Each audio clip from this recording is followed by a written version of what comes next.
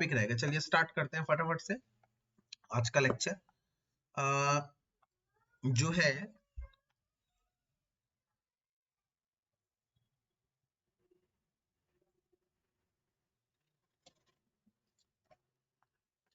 दो टॉपिक। बताइए कौन बताएगा मुझे दो टॉपिक कौन कैसे रह गए पार्ट 3 थर्मोडायनेमिक्स के? Very good, super job. Part 3 में दो टॉपिक रह गए। हम लोग पहले करेंगे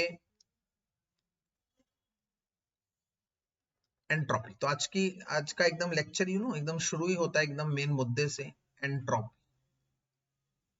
बहुत छोटे छोटे टॉपिक्स, हम ज्यादा समय नहीं बर्बाद करेंगे। और कोई डाउट्स वगैरह है तो हम डाउट्स आज ले लेंगे। आप लोगों ने अगर प्रैक्टिस करी है, देखते हैं उस हिसाब से क्या करेंगे। पहले चैप्टर फिनिश करते हैं। तो एंट्रोपी क्या है? एंट्रोपी मतलब randomness of a system. Now what is randomness? Randomness क्या होती है? सिस्टम का रैंडमनेस क्या है? मैं हमेशा से इस एग्जांपल को प्रेफर करता हूं कि मेरे पास 1 रुपए के 5 कॉइन्स हैं, ओके, और उसमें हेड या टेल है। अब जानते हैं हेड या टेल्स क्या होते हैं। तो जब मैं उन 5 कॉइन्स को एक बॉक्स के अंदर डाल देता हूं, बॉक्स को ऐसे ही हिलाकर छोड़ देता हूं, तो ये बहुत कम चांसेस है कि वो सिस्टम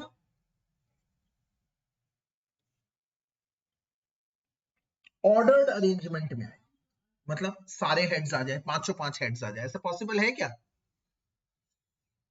5 में हेड आ जाए? कम कम, वेरी गुड, यस। या 5 टेल्स आ जाए। मतलब ऑर्डर्ड पेयर होने के, ऑर्डर्ड अरेंजमेंट होने के चांसेस हमेशा कम होते हैं। तो चांसेस किसके ज्यादा होते हैं? डिसऑर्डर्ड होने के। Is it so? क्या आप मेरी बात को समझ पा रहे हैं? डिसऑर्डर्ड होने के ज्यादा चांसेस।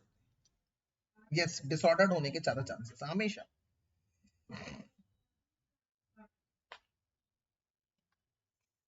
आप लोग खुद हिसाब लगा दीजिए ना। 5 कॉइन है तो 2 हेड या टेल आ सकता है, उसकी पावर 5 आ जाएगी। तो 2 की पावर 5 हो गई। 1 2 3 4 5, इतने। 2 दूनी 4 दूनी 8 दूनी 16 दूनी 32 वेज हो सकते हैं। और उसमें से सिर्फ एक दो वेज हैं, या तो सारे हेड हो या तो सारे टेल हो। मतलब ऑर्डर्ड के होंगे 2 और डिसऑर्डर्ड के होंगे 30। डिसऑर्डर के 30 होंगे। तो आप इसकी प्रोबेबिलिटी के आगे इसकी प्रोबेबिलिटी तो धुआं काट रही है भैया, आसपास भी नहीं है। तो इसका मतलब डिसऑर्डर्ड होने के चांसेस हमेशा ज्यादा रहते हैं। चलो उसको दूसरे तरीके से समझते हैं। एक क्लास में बच्चे बैठे हुए हैं, सब बच्चे अपने अपने डेस्क में बैठे हो, सब बच्चे अपने अपने डेस्क में बैठे हो जब टीचर ना हो, तो इसके चांसेस क्या होते हैं? बहुत कम। मतलब ऑर्डर्ड रहने के चांसेस बहुत कम है। चांसेस फिर किसके ज्यादा है? कि बच्चे इधर उधर घूमेंगे। एक्सटर्नल एजेंसी के एब्सेंस में कह रहा हूं मैं। मतलब सिक्के तो एक्सटर्नल एजेंसी की प्रेजेंस में तुम लगा सकते हो सारे हेड या सारे टेल, अगर मैंने हाथ से उल्टा दिए। एक्सटर्नल एजेंसी की हेल्प ले रहे हो तुम। एक टीचर को बिठा दिया मैंने, एक्सटर्नल एजेंसी की एब्सेंस में कह रहा हूं। अपने आप स्पॉन्टेनियसली, अपने आप मतलब होता है स्पॉन्टेनियसली। तो स्पॉन्टेनियसली इधर भी ऑर्डर्ड आने के चांसेस बहुत कम है, और स्पॉन्टेनियसली क्लास में भी सभी स्टूडेंट अपनी अपनी जगह बैठे हो, इसके चांसेस बहुत कम है। इनके चांसेस बहुत रेयर है, बहुत कम है। तो इसका मतलब थर्मोडायनेमिक्स में ये समझा गया कि जब सिस्टम की बात होती है, सिस्टम के अंदर बहुत सारे पार्टिकल्स होते हैं जो हमेशा मोशन करते रहते हैं, ये हम लोग जानते ही हैं। तो उनके डिसऑर्डर होने के चांसेस ज्यादा है एज कंपेयर टू उनके ऑर्डर होने के। डिसऑर्डर होने के चांसेस हमेशा ज्यादा होते हैं एज कंपेयर टू ऑर्डर होने के। डिसऑर्डर मतलब रैंडम होने के चांसेस ज्यादा होते हैं जब कोई प्रोसेस स्पॉन्टेनियस की बात करते हैं, अपने आप जो होता है, उसमें हमेशा डिसऑर्डरनेस की ज्यादा होती है। अच्छा, नॉन स्पॉन्टेनियस प्रोसेस का मतलब जो अपने आप नहीं होता, जैसे सिक्के। सिक्के अपने आप नहीं रखे जाएंगे, मैं अगर इनको रखूंगा तो हेड हेड हेड लगा सकता हूं, सारे सिक्कों को टेल टेल लगा सकता हूं। इन बच्चों को एक टीचर की प्रेजेंस में बिठा दूं तो सब अपने आप बैठ जाएंगे, सब अपनी अपनी जगह पर। मतलब ये नॉन स्पॉन्टेनियस प्रोसेस हो गया, अपने आप तो नहीं हो रहा ना। तो अपने आप कौन सा प्रोसेस हो रहा है? हर बार अपने आप होने वाले प्रोसेस में कोई सिस्टम ज्यादा डिसऑर्डर ही होगा, ज्यादा रैंडम ही होगा। अपने आप कभी कोई सिस्टम ऑर्डर्ड नहीं हो सकता, it is not possible, it is not possible. अपने आप हमेशा कोई प्रोसेस अगर अपने आप हो रहा है तो समझ लो उसमें डिसऑर्डरनेस बढ़ रही है, रैंडमनेस बढ़ रही है। अब रैंडमनेस जब बढ़ रही है तो साइंटिस्ट ने कहा रैंडमनेस कितनी बढ़ गई ये कैसे पता लगाएंगे? Now it is a big question, it's a good question कि रैंडमनेस कितनी बढ़ रही है, हाउ टू कैलकुलेट कि कितना बढ़ रहा है सर, कितना बढ़ रहा है ये कैसे निकालेंगे सर? कितना बढ़ रहा है सर ये कैसे निकालेंगे? तो उन्होंने कहा रैंडमनेस कितना बढ़ रहा है ये निकालने के लिए रैंडमनेस को मापना पड़ेगा। अब रैंडमनेस तो को आज तक दुनिया में किसी ने मापा ही नहीं था, डिसऑर्डरनेस कितना हो रहा है ये किसी ने मापा ही नहीं था आज तक। कोई हमारे पास ऐसी यूनिट नहीं थी जिससे हम ये नाप पाए कि कोई सिस्टम कितना डिसऑर्डर्ड है, ये नहीं नाप पाए थे हम। प्रोबेबिलिटी में भी हम हमेशा कहते हैं ना प्रोबेबिलिटी ऑफ फेवरेबल केस, हमने कभी ये नहीं कहा probability of non favourable case, ऐसा नहीं पढ़ते हम लोग, हमेशा फेवरेबल की बात करी जाती है, रैंडमनेस की बात नहीं करी जाती, हमेशा ऑर्डर की बात करी जाती है, डिसऑर्डर्ड की बात नहीं करी जाती। तो डिसऑर्डर्ड की बात करने के लिए डिसऑर्डर्ड को नापना पड़ेगा, रैंडमनेस को नापना पड़ेगा। तो कोई सिस्टम कितना डिसऑर्डर है, जैसे ये सिस्टम फॉर एग्जांपल जब मैंने 5 कॉइन्स को उछाला तो 30 टाइम्स वो सिस्टम डिसऑर्डर्ड निकला।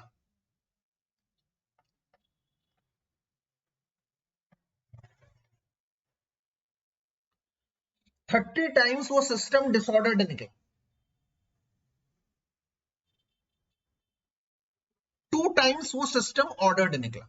तो डिसऑर्डर होने का डिग्री नापेंगे कैसे? जैसे ये तो मैथमेटिक्स थी, नाप दी।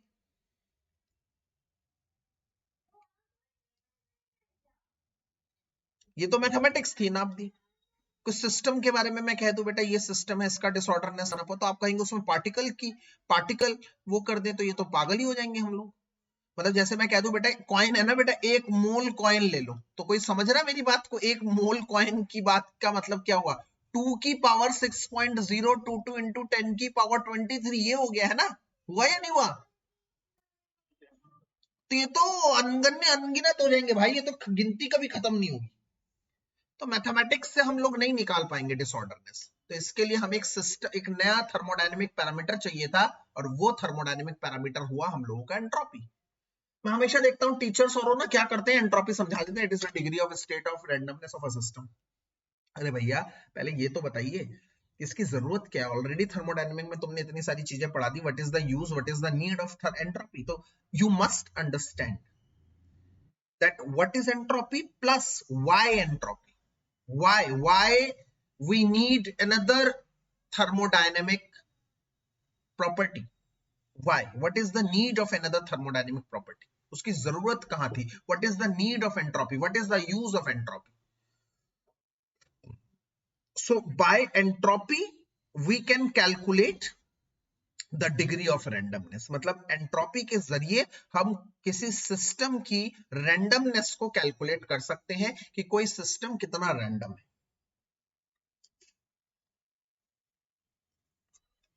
तो देखिए हम क्या लिख रहे हैं,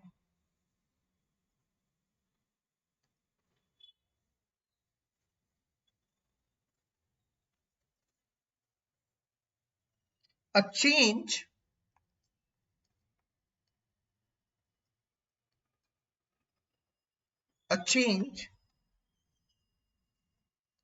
एक ऐसा चेंज हो which brings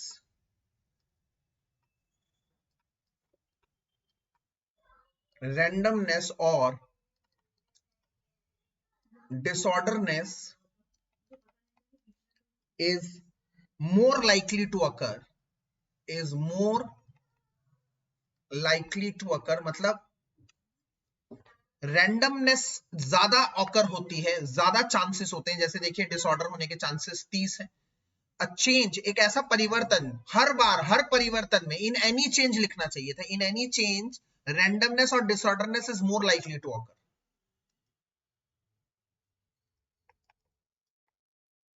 In any type of change, in any change,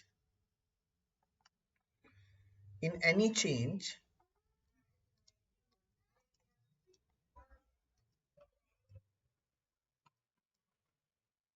randomness और disorderness is more likely to occur. ज्यादातर चांसेस किसके होने के होते हैं? रैंडमनेस के, डिसऑर्डरनेस के, more likely to occur than orderness. Orderness के मुकाबले ज्यादा डिसऑर्डरनेस होने के चांसेस होते हैं। दैट इज, इसका मतलब इन एनी स्पॉन्टेनियस प्रोसेस, हर स्पॉन्टेनियस प्रोसेस में which occurs by its own, जो अपने आप होता है। तो हम कह सकते हैं जैसे सिक्कों को अपने आप उछलने दिया हमने, या मैंने उछाल दिया, मैंने उसमें जबरदस्ती सिक्कों को नहीं करा हेड हेड या टेल टेल में। बच्चों को मैंने क्लासरूम में अपने आप छोड़ दिया, अपने आप होने दिया, अपने आप। तो in any spontaneous process which occurs by its own, system की रैंडमनेस हमेशा बढ़ती ही। System tends to be more disorder, हमेशा सिस्टम चाहता है ज्यादा डिसऑर्डर हो जाए, ऑर्डर होना नहीं चाहता। System tends to be more disorder, ज्यादा डिसऑर्डर हो जाए, ज्यादा रैंडम हो जाए, ये चाहता है हर सिस्टम। ये मैंने ऊपर प्रूफ किया है। जहां पर 5 सिक्कों को उछाला गया तो 2 बार ऐसा चांस है कि सारे पांचों हेड या पांचों टेल आएंगे, और 30 बार ऐसे चांस है जिसमें पांचों हेड या पांचों टेल नहीं आएंगे। अगर मैं 10 सिक्के उछाल दूं तो आप लोग इतने समझदार हैं कि मॉलिक्यूल्स हमेशा बहुत ज्यादा नंबर में होते हैं। तो अगर मैं मान लो 10 तो बहुत ही कम ले रहा हूं, अगर मैं 10 मॉलिक्यूल की बात कर रहा हूं तो 10 मॉलिक्यूल में कहीं ना कहीं 2 की पावर 10 मेरे ख्याल से 1024 होता है। 1024 तरीके होंगे, उसमें से सिर्फ 2 तरीके ऐसे होंगे जिसमें 10 के 10 सिक्के हेड्स एक, या तो 10 के 10 सिक्के टेल्स 2 होंगे। बाकी 1022 होंगे डिसऑर्डर के केस, 2 होंगे ऑर्डर के केस।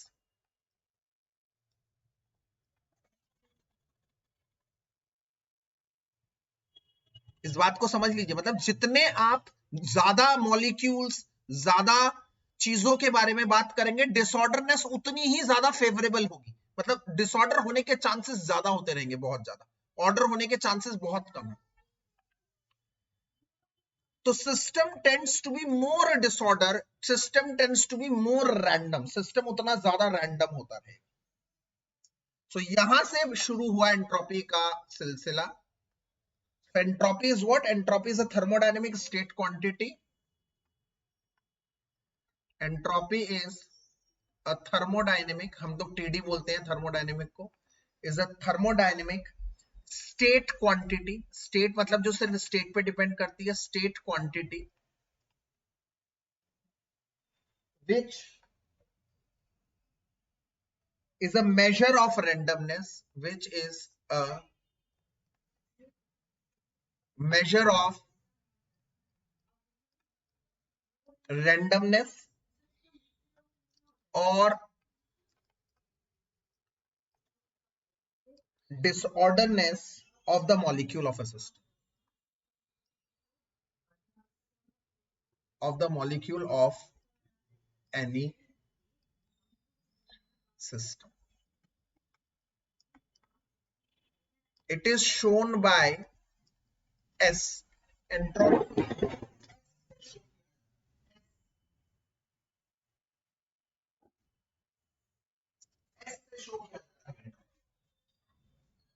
और कैपिटल लिखा है और ऊपर मैंने लिख भी दिया है कि एक स्टेट क्वांटिटी है, मतलब it only depends on the initial and the final state, and being a state function को लिखने की जरूरत नहीं है, वो सिर्फ फाइनल और इनिशियल स्टेट पे ही डिपेंड करती है। इसका मतलब डेल्टा एस क्या होगा, S final minus S initial, क्योंकि ये सिर्फ स्टेट पे डिपेंड करती है। और मैथमेटिकली इसका क्या फार्मूला होगा, मैथमेटिकली एंट्रोपी का फार्मूला होता है, it is the ratio of heat and temperature. Mathematically it is the ratio of heat and temperature, या फिर इसको ऐसे भी कह सकते हैं, मैथमेटिकली इट इज डिफाइंड, अच्छी तरह से लिखवाऊं, mathematically it is defined as the heat exchanged divided by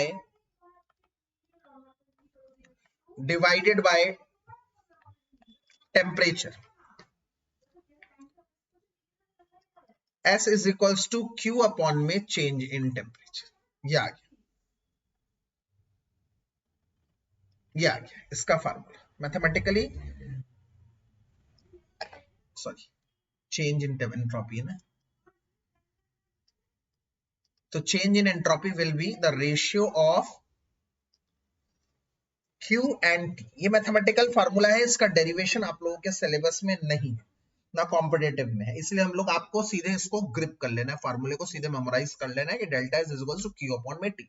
याद रखना है कि जो टेम्परेचर है वो एब्सोल्यूट है, एब्सोल्यूट मतलब आप समझ गए होंगे, मतलब केल्विन में होता है, ठीक है, केल्विन में होता है। इसकी यूनिट क्या है, ऊपर वाले की क्या यूनिट होती है, जूल, और नीचे वाले की यूनिट क्या है, केल्विन।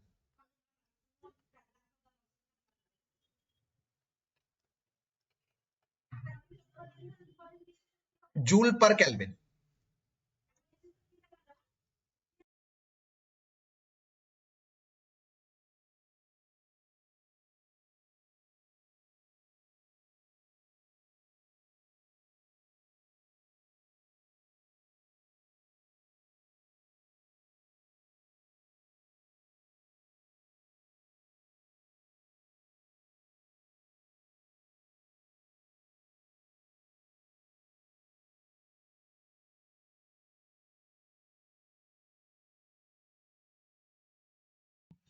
तो इसकी यूनिट हो जाएगी जूल पर केल्विन, ऊपर वाले की जूल, नीचे वाले की केल्विन।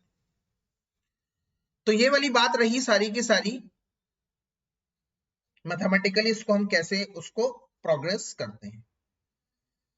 अब जैसे कि मैंने हर पीछे एक शब्द लिखवाया आप लोगों को, अगर याद हो, क्या कि इन एनी स्पॉन्टेनियस प्रोसेस जो एंट्रोपी है वो ज्यादा अपने आप होती है, अपने आप बढ़ती है, एंट्रोपी हमेशा बढ़ती है, मतलब हर स्पॉन्टेनियस प्रोसेस में, हर वो प्रोसेस जो अपने आप होती है उसमें एंट्रोपी हमेशा बढ़ती ही है, रैंडमनेस हमेशा बढ़ती है। जैसे कि मैंने अपने अपने कहा भी, बच्चे अगर क्लास में बैठे रहेंगे तो शोर मचाते रहेंगे, रैंडम होते रहेंगे, डिसऑर्डर होते रहेंगे, शोर चुप नहीं होगा, वो देखेंगे टीचर नहीं आ रहा और शोर करेंगे और शोर करेंगे। ऐसा कभी नहीं होगा कि वो शांत हो जाए और शांत हो जाए और ऑर्डर हो जाए, नहीं, ऑर्डर नहीं, हमेशा एंट्रोपी बढ़ती रहती है। इसके कुछ कॉमन एग्जांपल मैं आप लोगों को साइंस के थ्रू देना चाहूंगा। ये तो एक जनरल एग्जांपल में मेरा हमेशा से पर्पस रहता है यार कि ना केमिस्ट्री को या जनरल लाइफ से जोड़ दो। अच्छा, जनरल लाइफ से जैसे ये बच्चे वाले एग्जांपल, कॉइन वाले एग्जांपल, इन सबको ना ऐसे चीजों से याद रहेगा आपको लंबे समय के मुकाबले। कोई साइंटिफिक, अभी आपको केमिस्ट्री का एक पर्टिकुलर एग्जांपल दूंगा, वो आपको याद रखने के चांसेस कम है। जब हम पेपर में सोचते हैं तो ऐसे जनरल चीजें जो हम आसपास देखते हैं वो चीजें हमें ज्यादा आसानी से ग्रिप हो जाती है। तो मेरा हमेशा से पर्पस रहता है जितना सिंपल एग्जांपल होगा जो आसपास की चीजों से जुड़ा होगा, उतना लंबे समय तक हम उसको कनेक्ट कर पाएंगे, उतना लंबे समय तक हम उसको सोच पाएंगे, समझ पाएंगे। ठीक है, तो ये बहुत जरूरी है। अब इसका केमिस्ट्री का एग्जांपल देने के लिए ना मुझे आप लोगों को एक चीज समझानी पड़ेगी। मैं आपको 3 स्टेट यहां पर बना के दिखा रहा हूं, एक सॉलिड स्टेट बनाऊंगा, एक लिक्विड स्टेट बनाऊंगा और एक गैसियस स्टेट बनाऊंगा। आप मुझे बताएंगे कि किसमें रैंडमनेस पार्टिकल की ज्यादा होगी, किसमें रैंडमनेस ज्यादा होगी। ऐसे तो मैं क्वेश्चन जब पूछता हूं बच्चों में अपने आप ही पता होना चाहिए। बताइए रैंडमनेस किस में ज्यादा होगी? ये सॉलिड है, ऑब्वियसली सॉलिड मतलब जिसके मॉलिक्यूल एकदम एक दूसरे से टच हो रखे हैं।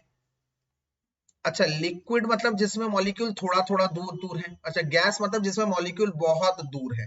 तो आप मुझे बताइए किसमें ज्यादा रैंडमनेस होगी? गैस, बिल्कुल सही जवाब। हम क्वेश्चन बोलते ही बच्चा समझ जाता है सर गैसेस की एंट्रोपी सबसे ज्यादा होती है। अच्छा गैसेस का रैंडमनेस सबसे ज्यादा, तो इसका मतलब डिसऑर्डरनेस सबसे ज्यादा, मूवमेंट सबसे ज्यादा, मूवमेंट सबसे ज्यादा, तो यही होगा सबसे ज्यादा डिसऑर्डर्ड स्टेट। सबसे ज्यादा डिसऑर्डर्ड स्टेट यही कहलाएगा। ठीक है ना, यहां तक सही जा रहा है ना? तो इसका मतलब solids have no free space, solids have no free space, उनका फ्री स्पेस ही नहीं है, जगह ही नहीं है। Solids have no free space to move, so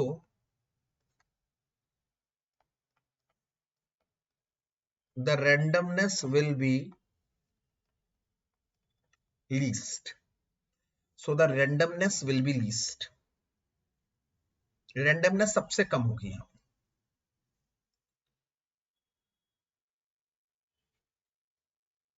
randomness will be least, randomness सबसे कम होगी यहाँ। while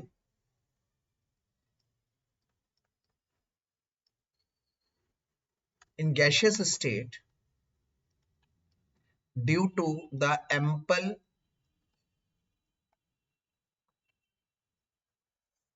free space, they due to the ample free space they have maximum disorderness, सबसे ज्यादा डिसऑर्डरनेस होगी।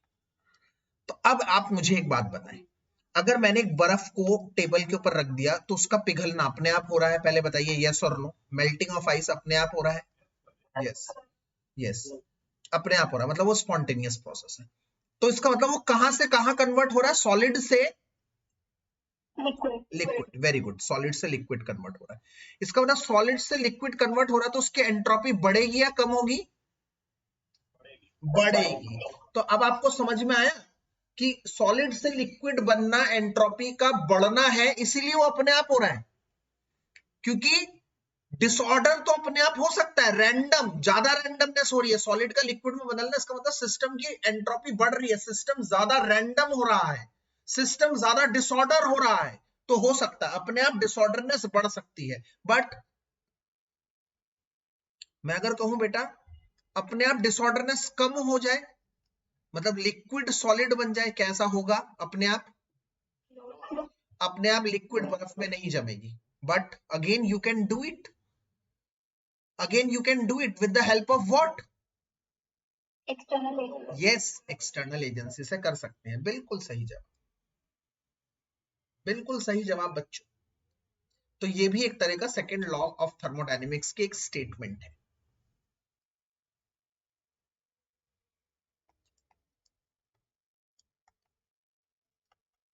स्पॉन्टेनिटी एंड एंट्रोपी, अगर मैं इन दोनों को कनेक्ट करके बोलता हूं तो एवरी प्रोसेस, ये पहले भी लिख चुका हूं, दोबारा लिख रहा हूं, every process which is spontaneous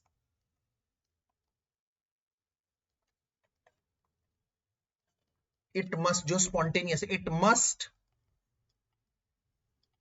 increases its randomness, it must increases the randomness of the system.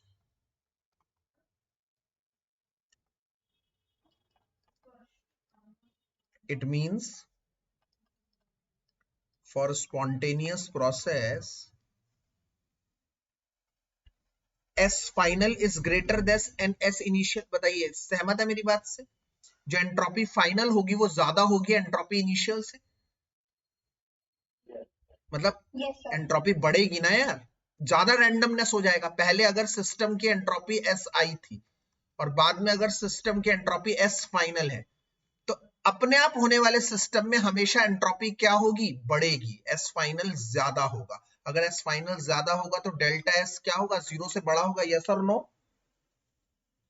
बिल्कुल सर। क्योंकि जब मैं एस फाइनल में से एस इनिशियल माइनस करूंगा that will be a positive quantity, yes. तो इसका मतलब ये याद रखना है कि हर स्पॉन्टेनियस प्रोसेस के लिए डेल्टा एस हमेशा, डेल्टा एस जो चेंज इन एंट्रोपी है वो पॉजिटिव होती है।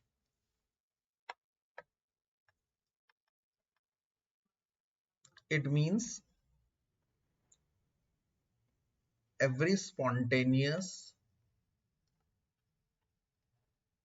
process leads to increase in entropy.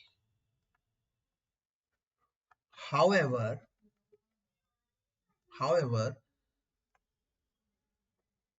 the reverse can be done, but only with the help of external agency. It is also considered as a statement of second law of thermodynamics. It is also considered as a statement of second law of thermodynamics.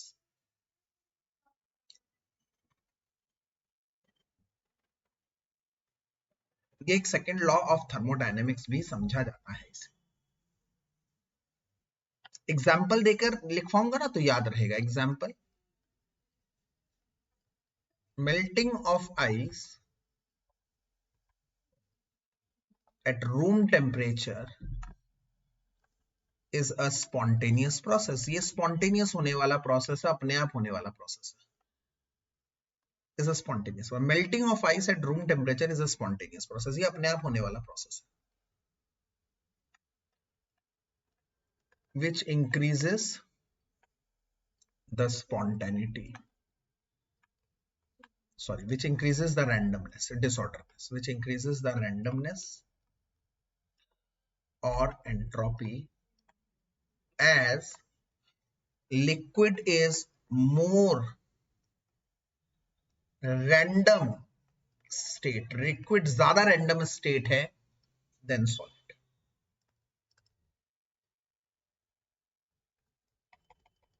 Its reverse, that is conversion of water to ice, जिससे randomness कम होगी, which decreases randomness, is not a spontaneous process. वो अपने आप नहीं होगा, but it can be made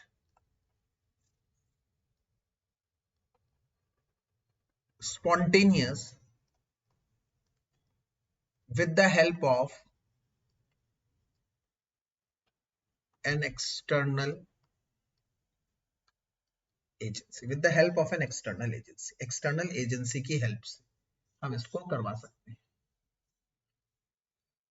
मतलब ये solid है, लीस्ट रैंडम, मतलब least entropy, moderate random, maximum random,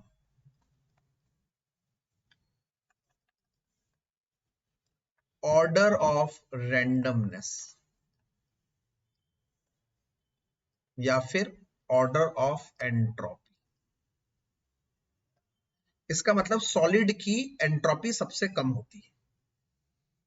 अगर टेम्परेचर और कम करता रहूंगा तो सॉलिड के बीच का जो स्पेस है और कम होता रहेगा, सॉलिड और इकट्ठा होता रहेगा, और एंट्रोपी कम होती रहेगी। और ऐसा माना जाता है कि जब टेम्परेचर एब्सोल्यूट जीरो हो जाता है ना, जब टेम्परेचर एब्सोल्यूट जीरो हो जाता है तो तब एंट्रोपी भी ऑलमोस्ट जीरो हो जाती है। इसका मतलब ऐसा सॉलिड हो जाता है जिसमें जगह ही नहीं होती, सारे पार्टिकल्स एकदम कंडेंस, ठसे ठस एकदम ठसा ठस भरे होते हैं, कोई हिलने की जगह ही नहीं होती। और मानते हैं, हम अज्यूम करते हैं कि उस समय पर एंट्रोपी जो होगी ना, होगी ही नहीं, रैंडम ही नहीं होगा सिस्टम, हिलने की जगह ही नहीं है भाई। मतलब हम कह सकते हैं कि उस समय एंट्रोपी जीरो होगी, जीरो। सॉलिड्स की एंट्रोपी जीरो होगी कब? जब टेम्परेचर एब्सोल्यूट जीरो होगा, टेम्परेचर इतना कम होगा, मतलब वो सॉलिड एकदम फुली पैक। पर टेम्परेचर बढ़ाओगे तो वो धीरे धीरे मेल्ट होता रहेगा, मेल्ट होता रहेगा तो पार्टिकल दूर दूर जाते रहेंगे, एंट्रोपी बढ़ेगी। क्या मेरी बात आप लोगों को समझ में आ रही है? It means solids having least entropy, and it is assumed that at absolute zero temperature, absolute zero temperature का मतलब क्या है? जब टेम्परेचर जीरो केल्विन होगा। एब्सोल्यूट जब भी लग जाता है इसका मतलब वो केल्विन टेम्परेचर का सूचक है, ये आप लोगों को बता चुके हैं। तो at it mean at it assume that at absolute zero temperature the entropy of any crystalline solid is zero.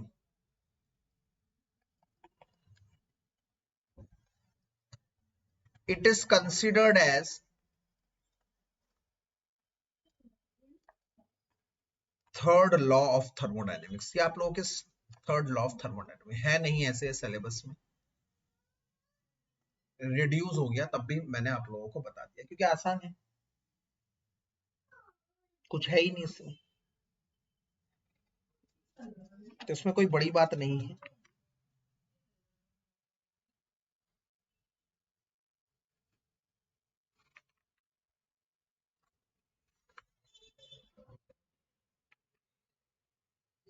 और इसी के साथ हम लोग खत्म करते हैं एंट्रोपी।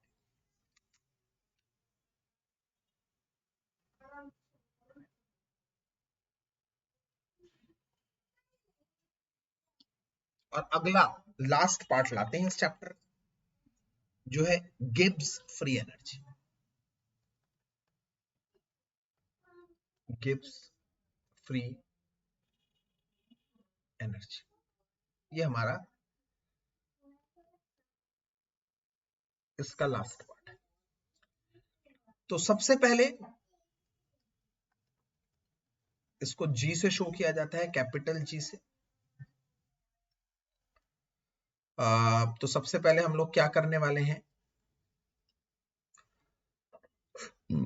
कि गिब्स फ्री एनर्जी क्या होती है ये आपको समझाने वाले।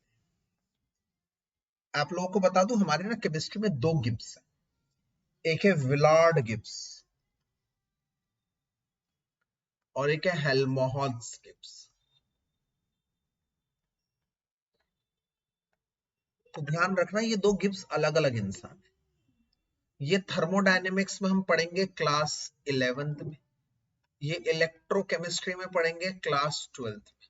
आगे जाकर ये दो चैप्टर मिलकर थर्मोडायनेमिक्स और इलेक्ट्रोकेमिस्ट्री एक नया चैप्टर बना देगी, थर्मोकेमिस्ट्री। एक नया सब्जेक्ट क्रिएट करती है, थर्मोडायनेमिक्स क्लास 11th का, इलेक्ट्रोकेमिस्ट्री क्लास 12th का, मिलाकर बनती है थर्मोकेमिस्ट्री, एक नया सब्जेक्ट जिसमें दोनों गिब्स का बहुत बड़ा इंपॉर्टेंट रोल रहता है। अभी से मैं समझा देता हूं ना तो बच्चे के दिमाग में रहता है हाँ ऐसी बात थी। एक ना कनेक्शन होता है, क्या होता है ना, 11th क्लास का 12th क्लास से कनेक्शन होता है कई जगहों पर, हर चीज में। जब आप अच्छी तरह से 11th क्लास पढ़ते हैं तो 11th क्लास की ना इंपॉर्टेंस बहुत कम होती है, मैं आपको बता दूं स्कूल वाइज। आप सभी से एक चीज शेयर करूंगा, इसका मतलब ये नहीं कि आप पढ़ना बंद कर दें, बट 11th क्लास के मार्क्स की उतनी वैल्यू कहाँ होती है, आप लोग भी जानते हैं, इतने समझदार हैं, पर मार्क्स लाना बहुत जरूरी है बेटा। मैं ये कॉन्ट्रारी कहूंगा, कल को तुम भैया अपने पेरेंट्स से कहो सर ने तो मना कर दिया था, मार्क्स है ही नहीं इंपॉर्टेंट, मत ही पढ़ो भैया 11th में। तो मैं हमेशा से एक बात मानता हूं कि 11th class is more about building concepts rather परवाह करना about marks. Building fundamentals, building concept, अपना अच्छा फंडामेंटल्स कर लो, अपने अच्छे कॉन्सेप्ट्स कर लो, कोर कॉन्सेप्ट्स को अच्छी तरह से क्लियर करो, ताकि जो कनेक्शन आता है ना 10th के बाद 12th का, वो 11th जो अच्छी तरह से नहीं पढ़ पाता ना, तो उसके लिए वो मिसिंग हो जाता है। It is acting like a bridge. तो 12th क्लास को करने के लिए इट इज कंपल्सरी कि आप 11th को अच्छी तरह से जाने। जो बच्चे 11th क्लास को अच्छी तरह से नहीं जानते ना, 12th क्लास में दे सफर्स अ लॉट, उनको बहुत परेशानी होती है। जिनके बेसिक्स क्लियर नहीं है, उनको 12th क्लास में they have to face a lot of difficulties. और फिर सबसे बड़ी बात है कि हर बार जो साइंस का एक स्टूडेंट है, कहीं ना कहीं वो एक दिमाग में लेके ही जाता है मेडिकल या नॉन मेडिकल को, अपने दिमाग में बिठाकर कहीं ना कहीं करता ही है। एक बात तो मैं हमेशा से बताता हूँ, तो 12th क्लास के कॉन्सेप्ट्स का कोई अस्तित्व नहीं रह जाएगा अगर 11th क्लास में आप लोगों ने पढ़ाई नहीं करी अच्छी तरह से। क्योंकि मेडिकल या नॉन मेडिकल आप कुछ भी लेते हैं ना, तो उसमें 11th और 12th दोनों आती हैं। तो आप लोग ना 12th, अब देखो 12th क्लास के दो फायदे हैं। एक फायदा है कि ये मेडिकल और नॉन मेडिकल में सीधे सीधे यूज होगा। दूसरा फायदा है कि सीबीएसई में उसका रिजल्ट आएगा, तो उसके रिजल्ट की भी वैल्यू है, इस रिजल्ट की भी वैल्यू है। तो 12th क्लास के दो फायदे। अच्छा, 11th क्लास के अपने रिजल्ट का कोई फायदा नहीं है, तो 11th क्लास का सिर्फ एक फायदा है, बताइए क्या? कि वो सीधे मेडिकल और नॉन मेडिकल में यूज होता है। ये हम टीचर बताते हैं, बट मैं हमेशा बताता हूँ 11th क्लास के भी दो फायदे हैं। जैसे 12th क्लास के दो फायदे ना, 12th क्लास का डायरेक्ट रिजल्ट काउंट होता है सीबीएसई का, और 12th क्लास का सीधा सीधा मेडिकल या नॉन मेडिकल, चाहे आप नीट की बात करें, चाहे आप लोग जेई की बात करें, उधर कनेक्शन होता है। 11th क्लास का दूसरे टीचर क्या कहते हैं, बेटा सीधे मेडिकल या नॉन मेडिकल में ही यूज होता है, बिल्कुल वाजिब। बट 11th क्लास का एक और यूज है बेटा, 11th क्लास 12th क्लास को स्ट्रॉन्ग बनाती है। आपने 11th क्लास को ना अच्छी तरह से पढ़ना है, रिजल्ट के लिए नहीं, उसके फंडामेंटल्स के। तो जब आप 11th को अच्छी तरह से बनाना, 12th क्लास आपकी बड़ी अच्छी बन जाती है। 12th क्लास को कॉम्प्लीमेंट करती है 11th। 11th के कॉन्सेप्ट्स क्लियर होते हैं, फंडामेंटल्स क्लियर होते हैं यार, 12th में बच्चा यूं आगे बढ़ता है, शू शू करके। तो हम लोग इतना टाइम लगा रहे हैं, आप देख रहे हैं स्टेट्स ऑफ मैटर में हर चीज एक डिटेल को हम डिस्कस कर रहे हैं, गिब्स, थर्मोडायनेमिक्स। हम लोग कोई शॉर्टकट में विश्वास नहीं रखता, शॉर्टकट एक्चुअली कुछ होता ही नहीं। तो जब हम पढ़ाई करते हैं ना, तो पढ़ाई में कोई शॉर्टकट नहीं होता भाई साहब। तो पढ़ाई का मतलब पढ़ाई होता है, तो आप जितनी अच्छी तरह से चीजों को करेंगे, उतना ही आप लोगों को हेल्पफुल होगा। इसके बाद हमारा एक इक्विलिब्रियम चैप्टर है, वो एक थोड़ा सा बड़ा चैप्टर है, एक हाइड्रोकार्बन है। वो दोनों दो चैप्टर बचे हैं, आप ये समझ लीजिए हमारे पास। क्योंकि एस ब्लॉक और पी ब्लॉक ये दोनों ही नकली चैप्टर्स, ये दोनों बहुत छोटे छोटे चैप्टर्स। तो इसके बाद हम लोग इक्विलिब्रियम स्टार्ट करेंगे या हाइड्रोकार्बन, जैसा भी आप लोग मुझे बता दें, या फिर आप चाहते हैं कि एस ब्लॉक पी ब्लॉक फटाफट से करें, जैसा भी आप लोग ठीक समझे। चलिए अभी हम उसको छोड़ते हैं अगले क्लास के लिए। तो 11th क्लास को ना बहुत अच्छी तरह से पढ़िएगा। एस ब्लॉक और पी ब्लॉक क्या है, मेयरली थियरी है, थियरी, पूरा थियरी है। थियरी पे हम लोग नोट्स, जैसे हाइड्रोजन डिस्कस किया था ना, वैसा है कुछ। चलिए गिब्स फ्री एनर्जी पे आते हैं। तो अब एक और नया थर्मोडायनेमिक सिस्टम आ गया, गिब्स। Y Gibbs? इसकी जरूरत क्या है? इसको जरूरत क्या है? इसका जरूरत बहुत तगड़ा है भाई। इसका जरूरत है, अब हमने पार्ट 2 में क्या पढ़ा, बताइए कौन बताएगा मुझे? थर्मोडायनेमिक के पार्ट 2 में हमने क्या पढ़ाया आप लोगों को? अरे वाह, एंथैल्पी पढ़ाई। और पार्ट 3 में क्या पढ़ाई हमने अभी अभी? एंट्रोपी। तो there must be a connection, yes, there must be a connection between entropy and enthalpy, and that is Gibbs free energy. Gibbs free energy, a mathematical connection जो इन दोनों को जोड़ता है, जो बताता है पूरी तरह से कि कोई प्रोसेस, अच्छा इन दोनों को जोड़ता है, इसका मतलब इसमें एंथैल्पी भी आ गई और इसमें एंट्रोपी भी आ गई, दोनों आ गई। तो अब गिब्स को देखकर, नहीं तो एक फंक्शन अपने आप होगा, देखो अभी अभी मैंने क्या बताया, वो फंक्शन अपने आप होते हैं जिसमें एंट्रोपी बढ़ती है, याद आया? मैंने बताया ना, अभी अभी बताओ यस और नो। मैंने वही तो बढ़ाया। कौन से फंक्शन स्पॉन्टेनियस होते हैं? देखो इधर क्लियर लिखा हुआ है, देखो इधर चेक करो जरा, स्पॉन्टेनियस कौन से फंक्शन होते हैं जिनमें एंट्रोपी क्या होती है, बताओ? इंक्रीज होती है। तो इसका उल्टा करूंगा तो क्या होगा? डिक्रीज होगी। नहीं नहीं, इसका उल्टा मतलब नहीं, नॉट उल्टा इन दिस सेंस बेटा। स्पॉन्टेनियस होगा तो इंक्रीज इन एंट्रोपी होगी। इस स्टेटमेंट को उल्टा पढ़ूंगा तो क्या होगा कि एंट्रोपी में इंक्रीज होगा तो ही वो प्रोसेस स्पॉन्टेनियस होगा। Got it? Yes sir. मतलब एंट्रोपी अगर इंक्रीज होगी तो वो प्रोसेस स्पॉन्टेनियस होगा। इसको ऐसे भी बोल सकता हूं ना मैं? Yes, good good good good good. अब ऐसा ही एक कनेक्शन हमने डिस्कस किया था एंथैल्पी के केस में भी, बट तुम लोगों को वो याद नहीं है। मैं आपको दोबारा दोहरा देता हूं, भूल गए तुम लोग सब। मैं जब एंथैल्पी करी थी तो मैंने बताया था रिएक्शन दो तरह की होती है, एक्सोथर्मिक और एंडोथर्मिक। तो जिसका डेल्टा एच पॉजिटिव है वो क्या होता था, जल्दी बता दो मुझे एक बार।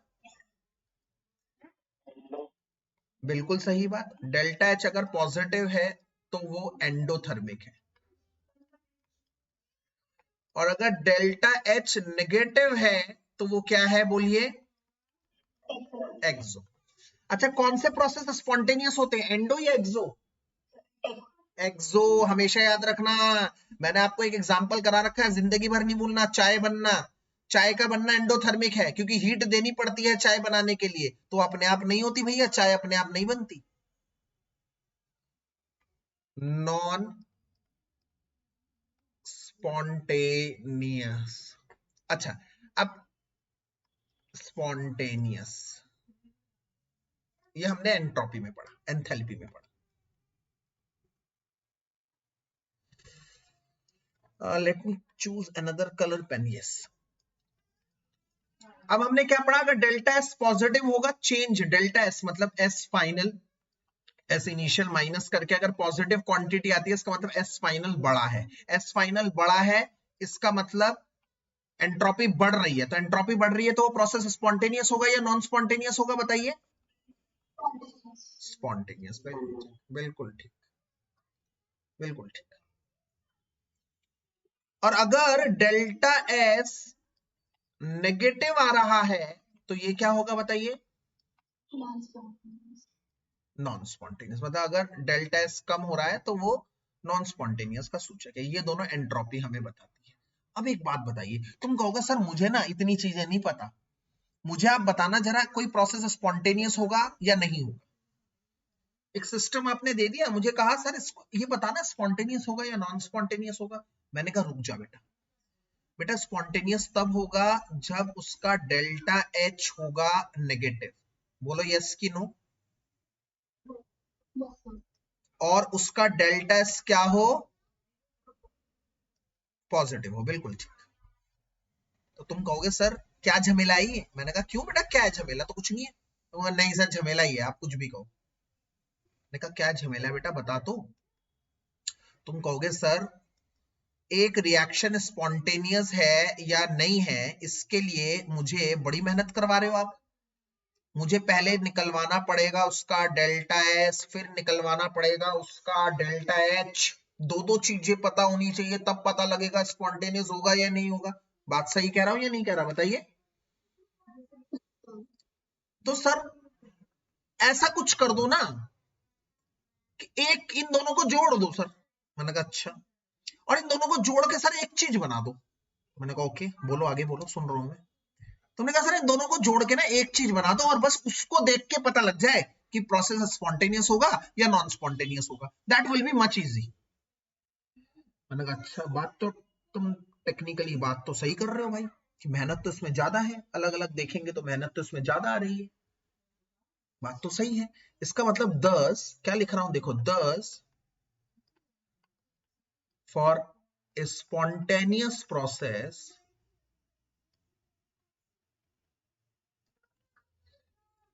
delta s should be greater than 0 and delta h should be less than 0.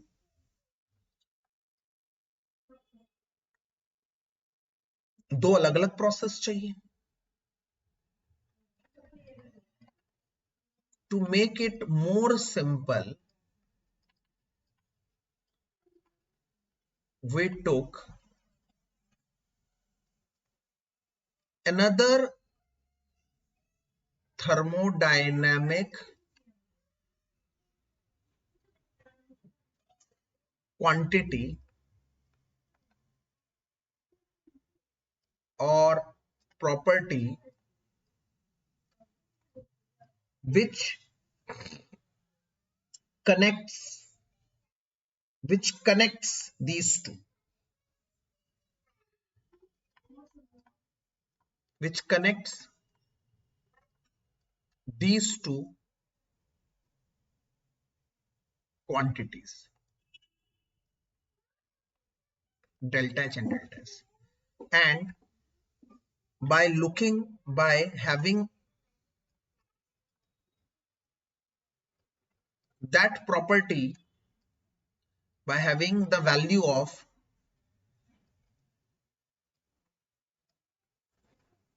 that single quantity, we can predict whether the process is spontaneous or not. Gibbs free energy is Gibbs free energy connects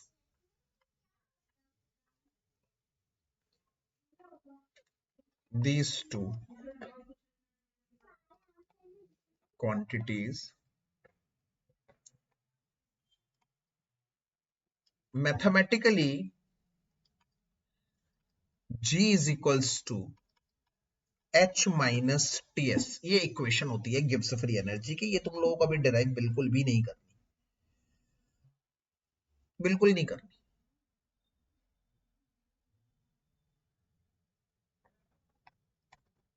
Where G is equals to Gibbs free energy, जिसने दोनों को connect कर दिया। देखो जरा एक बार ध्यान से, H भी है और S भी है, H भी है और S भी है। H मतलब एंथैल्पी, S मतलब एंट्रोपी, दोनों को कनेक्ट कर दिया। Where G is equals to Gibbs free energy. The thermodynamic quantity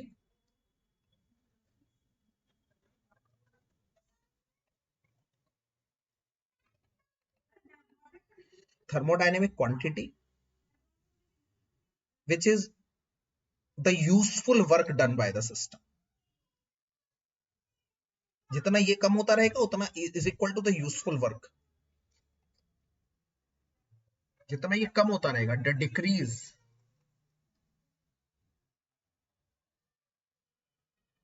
in whose value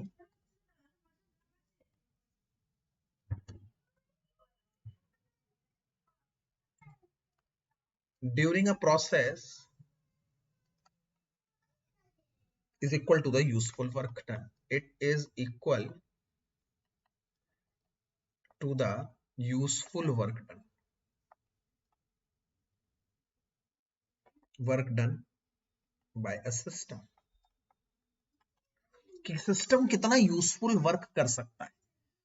जैसे अगर मैंने 100 रुपए के बाइक में 100 रुपए, सॉरी, एक सिंपल बाइक के अंदर 100 रुपए का पेट्रोल डाल दिया, तो 100 रुपए का पेट्रोल से चलाने में यूज नहीं हो रहा, कुछ साउंड एनर्जी में वेस्ट हो रहा है। मान लो 10 रुपए का पेट्रोल साउंड एनर्जी में वेस्ट हो रहा है। उसको साइलेंसर को गर्म करने में 20 रुपए का पेट्रोल यूज हो रहा है, वहां पे जा रहा है 20 रुपए का पेट्रोल। समझ रहे मेरी बात?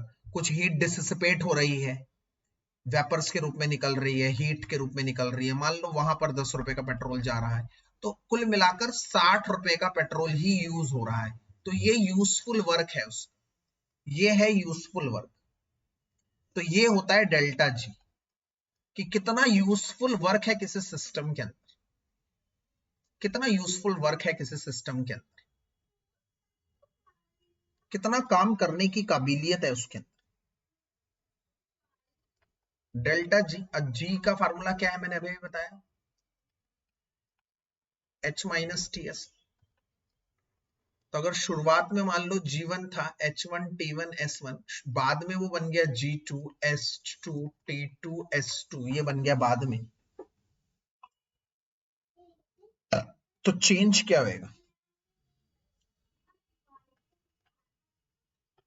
चेंज होगा delta G is equals to delta H minus T delta S। ये आ गया डेल्टा G की value, change in Gibbs energy की वैल्यू। ये आपको ध्यान रखनी है, बहुत इंपॉर्टेंट है। इसे कहते हैं टेम्परेचर बेटा, ठीक है। सर डेल्टा टी एस नहीं आएगा, जरूरी थोड़ी कि टेम्परेचर कांस्टेंट हम है। मान रहे हैं टेम्परेचर कांस्टेंट बेटा हमेशा, इसे सर ही, हमेशा। हाँ बेटा बिल्कुल बिल्कुल, यहां पर ये मान के चलेंगे हम। गिब्स हेल्महोल्ट्ज इक्वेशन कहा जाता है। यही सब कुछ निर्भर करता है। कैसे? एक छोटा सा डेरिवेशन करेंगे, उसके बाद ये चैप्टर ऑफिशियली पूरा फिनिश हो। छोटा सा, फटाफट से देखते रहिए, जुड़े रहिए, मेरी अगली क्लास होगी तो फटाफट से एक बार देखते रहिए।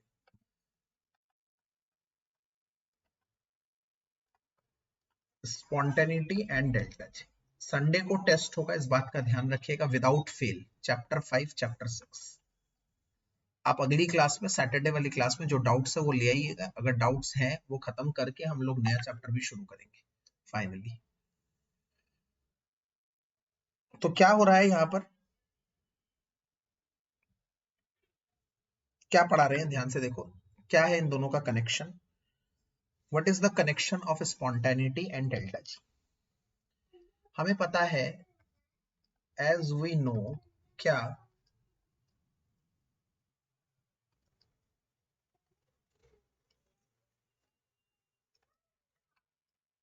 For every spontaneous process, delta S हमेशा जीरो से बड़ा होता है, ये हम जानते हैं। डेल्टा एस टोटल जीरो से बड़ा होगा। अच्छा, डेल्टा एस टोटल जीरो से बड़ा होगा, इसका मतलब क्या है? डेल्टा एस टोटल जीरो से बड़ा होगा, इसका मतलब क्या है? Delta S system plus delta S surrounding, उसे जीरो से बड़ा होना पड़ेगा।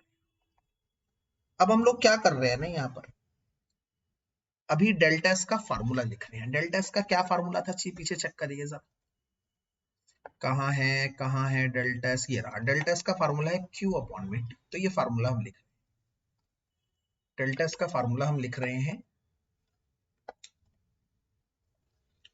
डेल्टा एस की जगह लिखेंगे क्यू ऑफ सिस्टम अपॉन में टी, टी तो कांस्टेंट है, मैंने आपको कह दिया, तो क्यू ऑफ सराउंडिंग अपॉन में टी, ये होना चाहिए जीरो से बड़ा। अब आप ध्यान से मेरी बात को समझिए, इस बात को ध्यान से समझना पड़ेगा बहुत अच्छी तरह से। इसे डाल देंगे इक्वेशन 1 नाउ।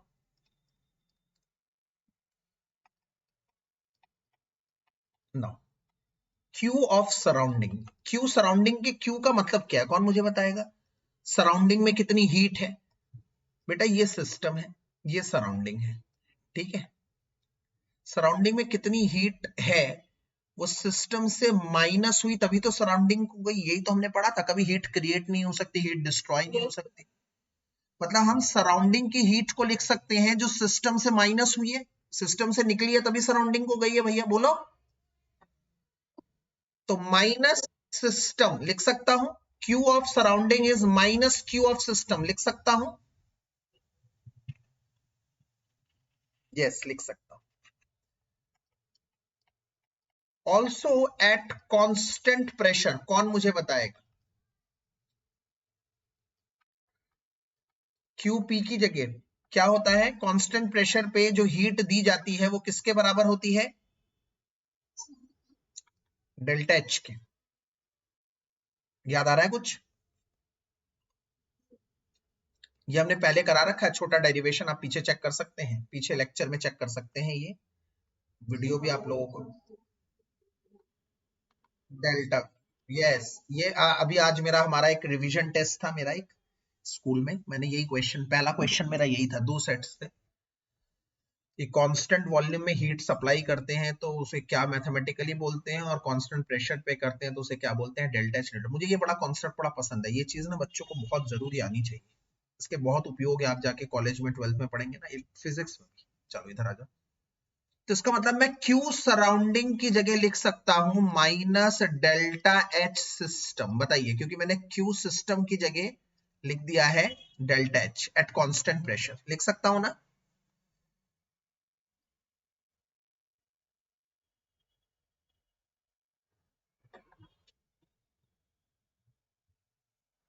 चेक करिए, मैंने पहले बोला क्या?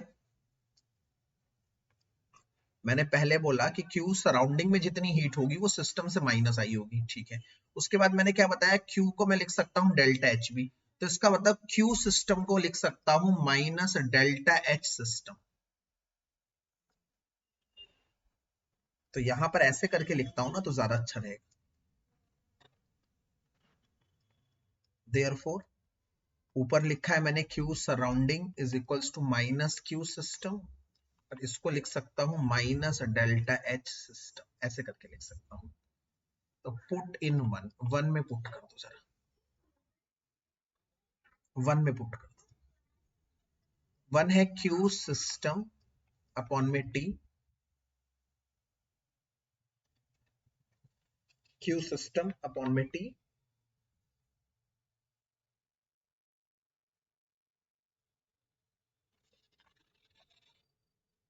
या फिर मैं इसको एज इट इज लिख दूं, डेल्टा एच ऐसे लिखूं, इसको चेंज ही ना करूं, सिर्फ उसी को चेंज करा मैंने, ताकि सब कुछ सिस्टम में आ जाए। देखो ध्यान से, अब क्या होगा, फायदा क्या होगा, सर आपने उसको क्यों नहीं चेंज करा?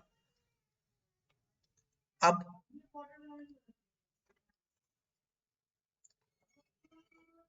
Q सराउंडिंग की जगह आ जाएगा, Q सराउंडिंग की जगह क्या आ जाएगा, Q सराउंडिंग की जगह आ जाएगा माइनस डेल्टा एस सिस्टम। इससे क्या फायदा हुआ सर, आपने क्या करा इससे? अरे इससे बहुत फायदा हुआ भाई, इससे पूरी सिस्टम में आ गई ना, सिस्टम सिस्टम पहले क्या देखनी पड़ रही थी, सिस्टम देखो सराउंडिंग देखो, अब हटाओ सिस्टम देख के आगे बढ़ो। अब एलसीएम ले लो इधर, हम एक करना चाहते हैं सबको जोड़कर, तो ये आ जाएगा T delta S plus minus minus delta H system, ये भी सिस्टम, ये भी सिस्टम। अच्छा टी ये वाला उधर जाके 0 से मल्टीप्लाई हो जाएगा, तो रह जाएगा T delta S system minus delta H system is greater than 0। इसमें से माइनस कॉमन ले लो तो आ जाएगा delta H system minus T delta S system is greater than 0। बोलो समझ में आ रहा है बेटा? अब इसकी जगह क्या आ जाएगा, बस इतनी छोटी सी बात बता दो, इसकी जगह क्या आ जाएगा?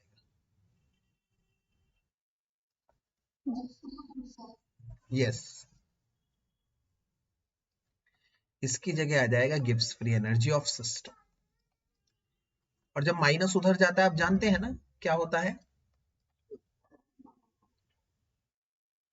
तो इसका मतलब जब कोई प्रोसेस स्पॉन्टेनियस होता है तो अब हम लोगों को अलग से एच नहीं देखना, अलग से एस नहीं देखना, अलग अलग नहीं देखना,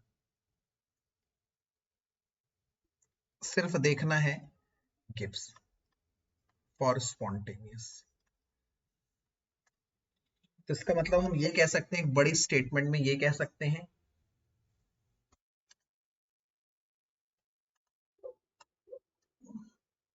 ये कह सकते हैं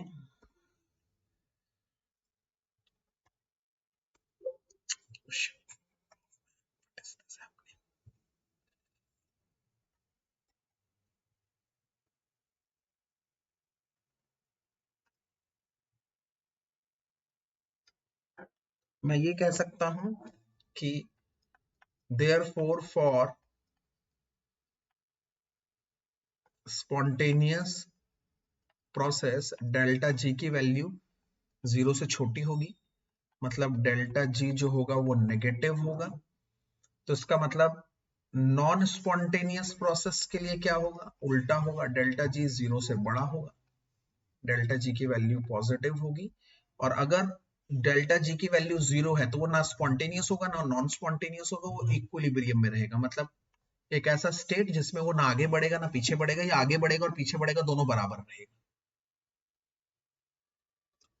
तो अब हमें अलग से डेल्टा एच देखने की जरूरत नहीं है, अलग से इक्विलिब्रियम वाला केस ज्यादा टेंशन मत लेना, ये हम अगले चैप्टर में पढ़ेंगे, इसलिए मैंने इसको हल्के हाथों से निपटा दिया। दो पहले ज्यादा इंपॉर्टेंट है, ये और ये, जिसमें हमने ये पढ़ा कि कोई प्रोसेस अब स्पॉन्टेनियस होगा या नॉन स्पॉन्टेनियस होगा, तो अब तुम्हें ज्यादा मेहनत करने की इसमें जरूरत बिल्कुल भी नहीं है, क्योंकि हम सिर्फ डेल्टा जी देखकर पता लगाएंगे, हमें अलग से डेल्टा एच या डेल्टा एस नहीं देखना।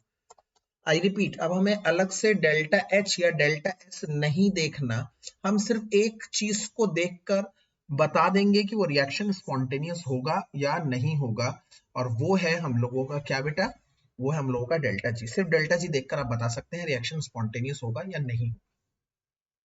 तो this is it for today.